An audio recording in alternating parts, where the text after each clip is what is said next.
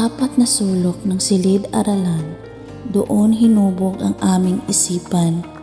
May isang tinig, malumanay at matatag, tanglaw na gumagabay sa aming paglalakbay.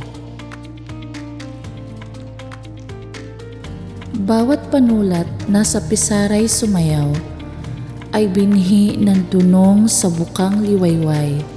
Bawat salitang sa inyong bibig nagmula ay naging patak ng tubig sa tuyong lupa.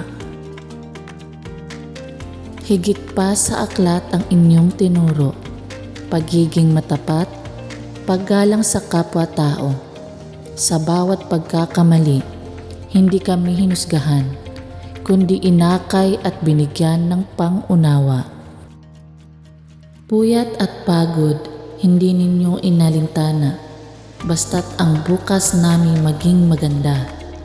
Kayo ang hardinerong matiyagang naghintay, hanggang ang mga punlay mamulaklak ng tunay.